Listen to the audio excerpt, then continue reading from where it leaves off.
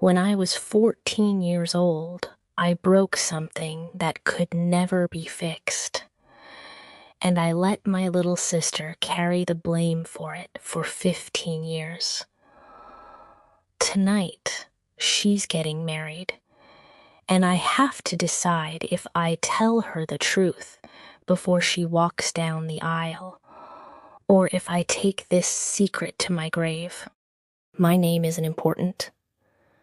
What matters is what I did when I was 14 and what it cost my little sister Meg. Our mom died when Meg was 5 and I was 10. The only thing my dad kept of hers really kept, like it mattered more than anything else in that house, was her piano. An old upright, scratched up, slightly out of tune, sitting in the front room like a shrine. Nobody was allowed to touch it except to dust it. My dad didn't even play. He just needed it to exist.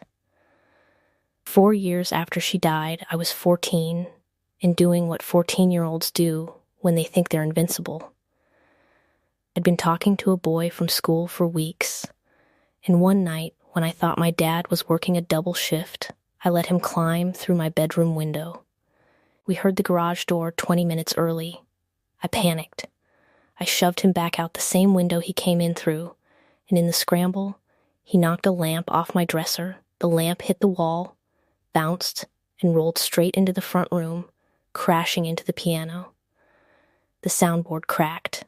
Not a small crack, the kind that meant it would never sound right again. My dad found it broken 10 minutes later. And when he asked what happened, I said the first thing that came to my mind. Meg was in there. I don't know what she did. She was 9. She didn't even understand what she was being accused of. She just knew that our dad's face changed when he looked at her, and it never fully changed back.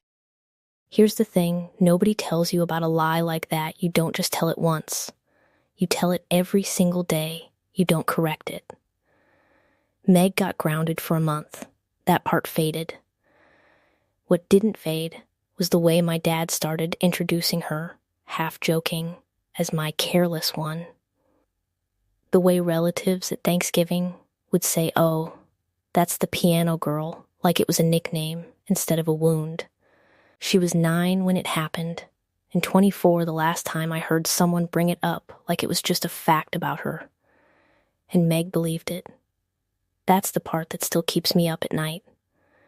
She built a whole identity around a mistake she never made. She became the sister who over-apologized, the one who double and triple checked everything because some part of her decided, at 9 years old, that she was the reckless one in the family. I remember one Christmas, 3 years ago, she laughed about it herself. Said something like, "Careful, don't let me near anything breakable. We all know how that goes," and everyone at the table laughed along, including me. I almost told her that night. I had the words in my mouth. I told myself I'd say it after everyone left. Then I told myself it would just make things worse to bring up something so old. Then I told myself it wasn't the right moment. There is never a right moment to tell someone you let them carry your guilt for a decade and a half. Clips, family Christmas dinner table, /sisters adult conversation kitchen, /woman alone, thinking window /photo album adult hands, /clock ticking time lapse. Meg is getting married in 3 days.